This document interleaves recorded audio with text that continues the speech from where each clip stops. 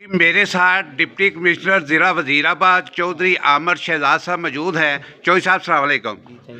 चौधरी साहब, ज़िला वज़ीराबाद का नोटिफिकेशन तकरीबन 3 माह हो चुके हैं और अभी तक इस पे क्या काम हुआ है? काफ़ी सारे काम हो गए हैं। आपको पता है जब डिस्ट्रिक्ट इस्टेब्लिश होती है तो उसमें बहुत सारी चीज़ें हैं। उसमें पहले नंबर पे तो एडमिनिस्ट्रेटिव यूनिट्स का नोटिफिकेशन होता है, फिर इसके बाद एसएडीज़ वगैरह क्रिएट होती हैं, फिर सिविल स्ट्रक्चर्स वगैरह।